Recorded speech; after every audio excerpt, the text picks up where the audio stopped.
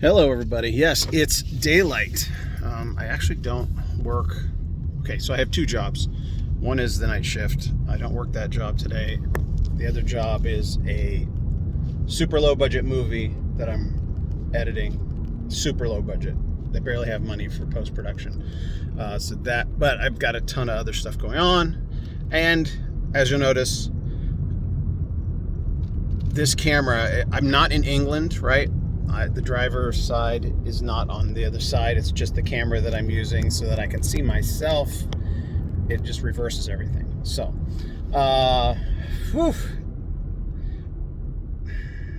Sovereign Artsakh, this channel,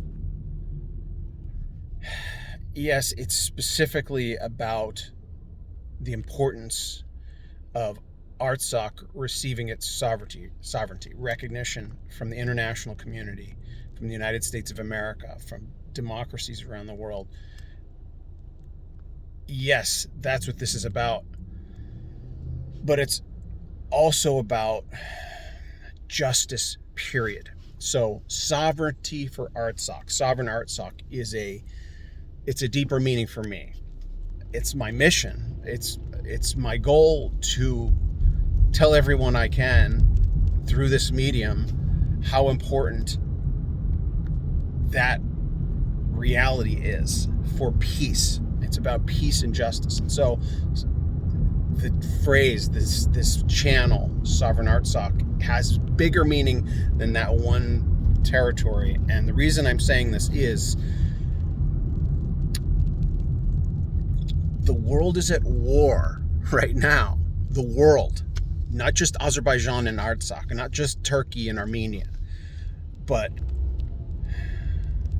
I did a video a while ago called All Out War, describing the different types of warfare. There's the conventional first, second, third generation warfare, boots on the ground, fighting across lines,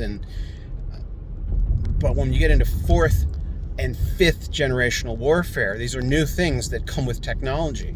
Right? Warfare changes as technology changes, which we saw in Artsakh as Azerbaijan has advanced, has become a very wealthy nation. It's invested in high-tech technology. It's the drone warfare that was devastating for Artsakh, and Armenia being behind the eight ball. Just on my other channel, Tales of Truth, the most recent video. I have more videos to put up there. I'm just so busy. I've got two other interviews that I'm chopping up that I got to put up there. But the most recent interview is by a retired major general who went to Artsakh before this war. He went there and gave an assessment of their preparedness. And everything he said was borne out in the results of this most recent engagement. Some say it's overconfidence on the side of the Armenians. It's just they're not paying attention to what's most important, and that's the protection. I think, again, I'm not a foreign policy expert or even an economist, but when there's corruption in government, it's like barnacles on a ship. It holds back that ship from being streamlined and moving quickly in the right direction. Corruption within government, within politics, within business. So Armenia's guilty. Armenia didn't bring this upon themselves, but allowed for it. All right, there's a difference there. I'm getting a little bit sidetracked. The world is at war right now. I mean, just in the past week, let me list some things that are proof, that are evidence. Well, this past year, okay, COVID-19 is biological warfare. I'm not saying there was some James Bond arch villain saying, let's devise a virus and launch it against the world. Though that may have happened, right? It may actually have happened like that. It may have been somebody's brainchild to actually do it. That's not out of the realm of possibility. But the facts that have come to light is there are virology labs researching viruses, like engineering That's the most advanced technologies. What I kind of got sidetracked on, the drone warfare in Azerbaijan, in Artsakh. It's warfare changes as technology changes. And where has technology changed the most dramatically? Well, information technology, the internet. The big news was just released, and here's one of the things. Let me just summarize a couple things that have happened in the last week. Aside from virology, like labs researching viruses to make them more lethal because we're going to learn from them how to help us. That's the argument. It's like the more we study these dangerous viruses, the more prepared we'll be to protect against them. Well, if you engineer deadly viruses, you're actually increasing the likelihood of destroying the human species, right? It's like, what possible twisted morality or justification can there be to engineering, weaponizing the nature of a virus, right? Viruses have a nature. They attack cells. But that's 2020. COVID-19 or SARS-CoV-2, what's the technical term for it, or the Wuhan virus, the China virus, but this week, or the past 2 weeks, these bombshell news reports come out that are being completely ignored by most news, the mainstream news in the United States and the world.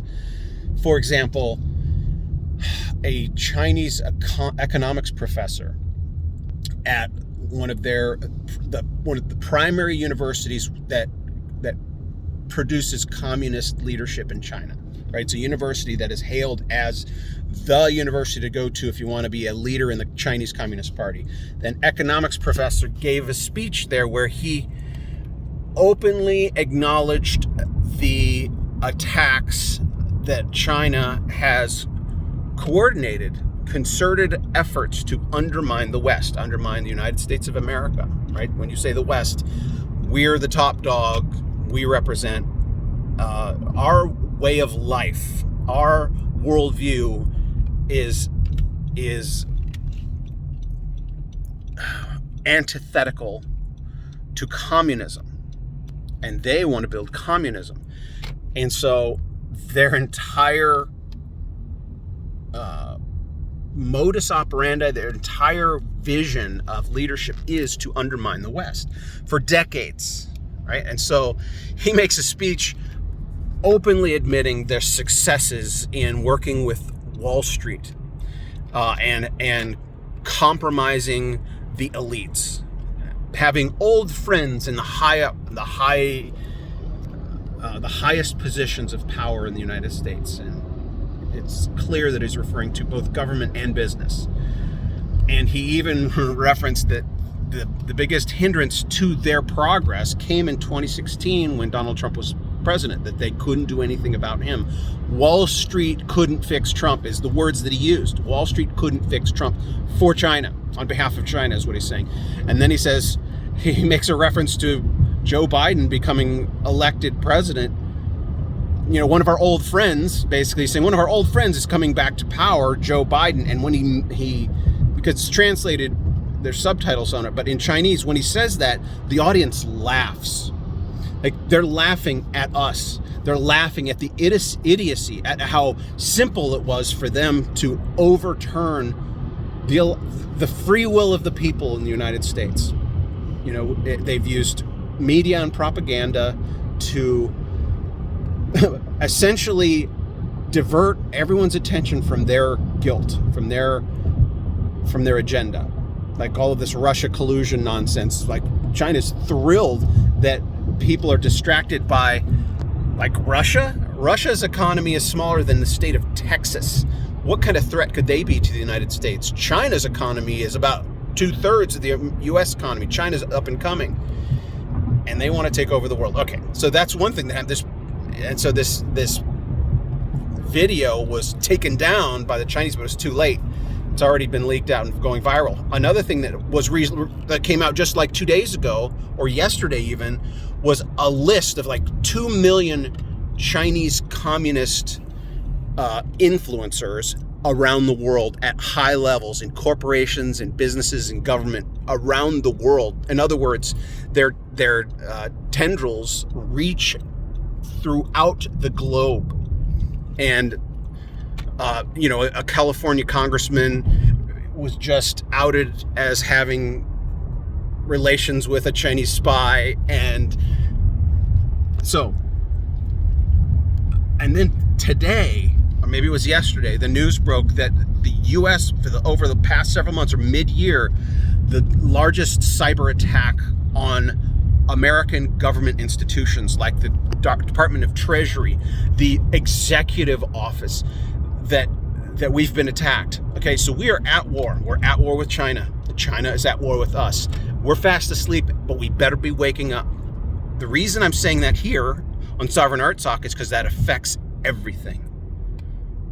The way the United States goes is the way the rest of the world goes. Now, I don't know if Trump's going to be in a second term. I do believe that if he is unsuccessful in his bid to overturn the results, to expose what really happened, that he will be on a full court press to be reelected, which has happened. There's been presidents who, after their first term, they were voted out. Jackson, I think, was it? I may be wrong about that. At least one president in history came back 4 years later and is reelected. And so maybe he will still be president for the next 4 years. And I think, I don't know. I mean, I would say that's best case scenario because he's the only president that has stood up to China. He's the only president that has stood up to China. Joe Biden is deeply compromised, which is another major bombshell that's, well, it's been known to those who are paying attention, but it's only in the past week being reported on by the mainstream media. And that's all, an attempt to get Kamala Harris into the, Kamala Harris will be far more destructive to,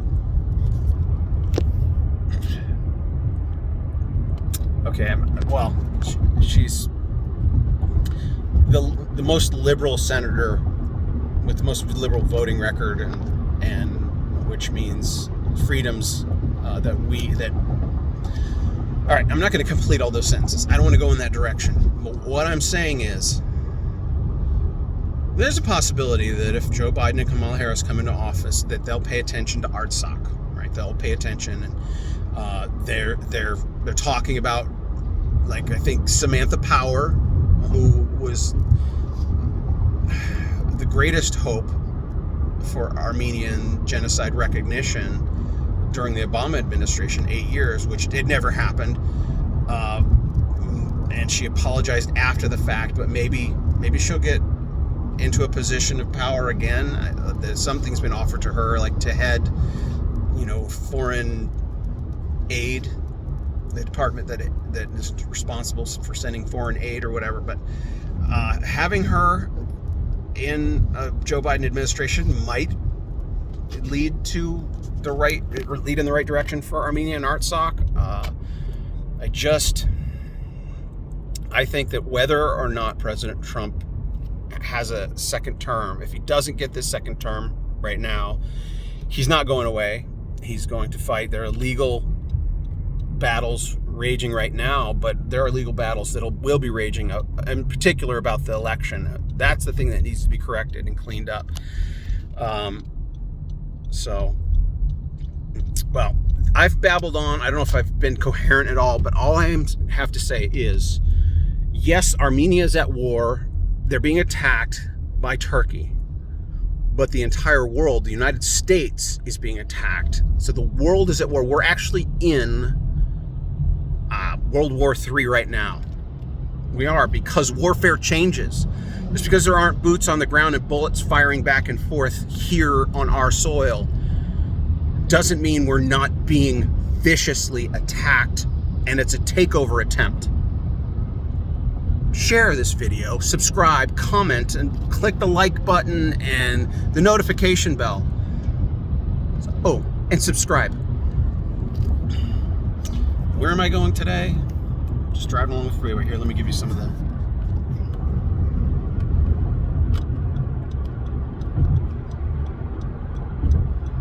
LA traffic.